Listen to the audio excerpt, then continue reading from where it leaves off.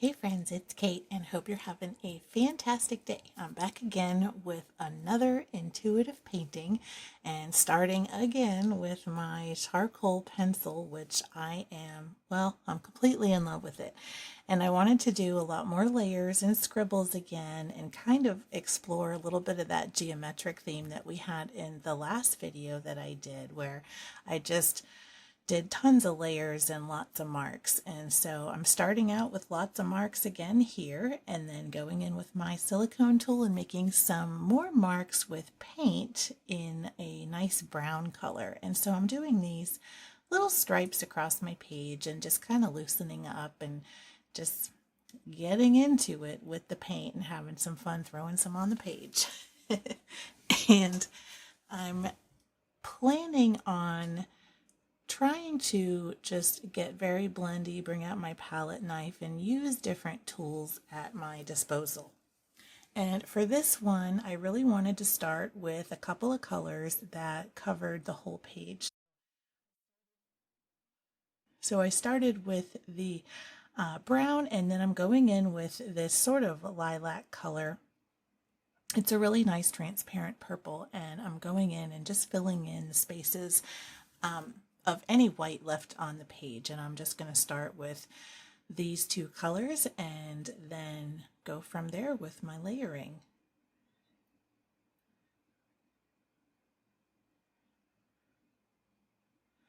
And I'm just going through with my silicone brush, making sure everything has pretty good coverage, but I'm not really concerned about marks or anything like that. And then I grab another one of those collage pieces that we did together recently.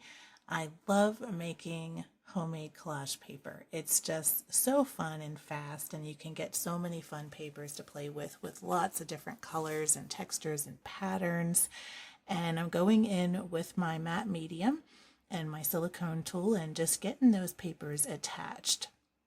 And the nice thing about working with craft paint sometimes is that it dries pretty quickly if you put on a thin layer, and it really lets you work fast without waiting a really long time for things to dry. And so now I've added some white and I'm doing some more mark making with my silicone tool, the smaller one, and it makes these gorgeous marks in the paint where you can see the background just poking through. And I've been having so much fun just playing around with it and, really getting some good use out of it. And then I wanted to go in with a nice turquoise color. So I'm just going to town with that and my brush and putting in some blocks of color and some marks and just really going nuts on the page. And I'm not really paying attention where anything is going, and I'm sort of painting around my collage through it and all over. And I'm just reminding myself to make marks as I go. And then I brought out the palette knife and some navy blue. And I decided, well, I'm just going to add a whole bunch of this to the page too and really layer it. And then too much came out, so I put it on my plate and just started scraping it from my plate. And I'm just keeping on with the marks, getting the grungy layered look. And I'm sort of experimenting here with scraping it back. So you can see here I'm adding color and then kind of scraping it away a little bit to reveal the layers underneath.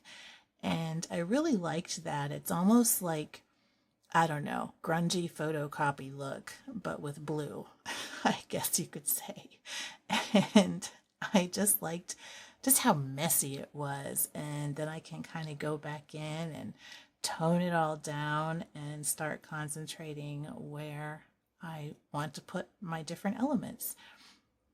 And I really loved the sort of geometric patterns from before. And actually I've even got my China marker here, so I'm using a white China marker and more of that pink and the catalyst wedge and just kind of blending all those colors together, and then more of the charcoal. So again, I'm just really getting those layers on there before I knock it back.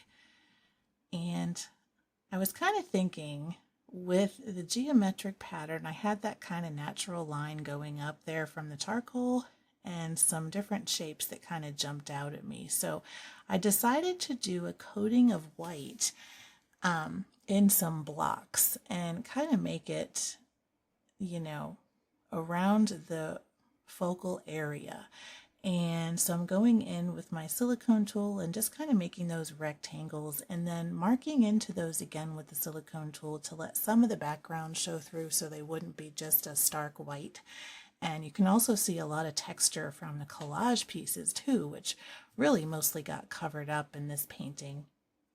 But after I go in with my silicone tool, I'm sort of realizing I've got these really wonderful swirly marks kind of all over the page through the silicone tool and also through the charcoal that I was coloring everywhere. So I sort of have that in the back of my mind as I go through and make some warm colored marks. And I didn't really know where I wanted to go quite yet, but I knew I wanted to do some hard angles and rectangles in the middle of all of the messy, swirly marks. And so I'm just kind of building up around this area and adding in some nice warm color that'll pop up to the front and using my yellows and reds with a bit of white and warming it up. And then some of the parts where that blue is still wet, it's blending with that yellow to make this really nice muted green color. And so I kind of embraced that too and let it blend together in a couple of spots so we'd have a bit of a green on the page. But that was just a calm green. And then I go in with the red because I love the red, those little pops of bright color. And so you can see I'm kind of slowly building out my shapes and I'm keeping them pretty clustered into that sort of left third area. And that's going to be the area where I want the most focus. And then I'm also taking those colors and bringing them a little bit into a few other spots on the painting. And I'm letting that yellow blend into some green again with that wet blue in the background.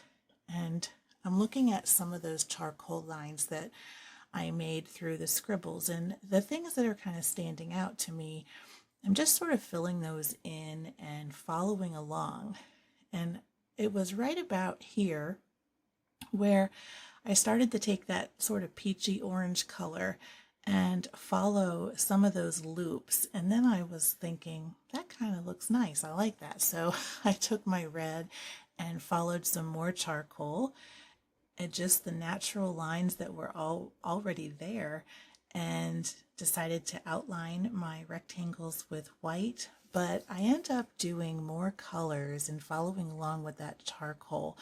And it ended up reminding me, I don't know, almost like of streamers or something like that blowing in the wind. And it was kind of a nice contrast between those flowy, thin lines and the blocky shapes of the rectangles that all kind of blended together in the painting. And so I'm really starting to embrace that there, adding some more white for contrast and just finding those little black marks that are interesting to me and following along. And you can still see some of the black in with it too as I make my outline. So the times where I'm pausing here, I'm just kind of looking around and thinking to myself, where do I want to make the next mark? And then some of them also blended into where I had my silicone tool marks in the white blocks, the big ones.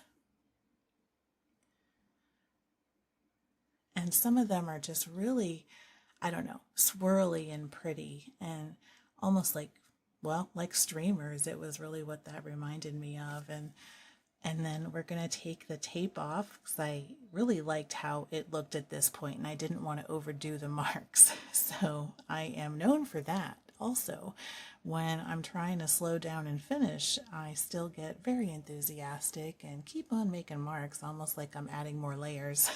But I'm trying to finish up my painting. But I really liked how this one turned out too.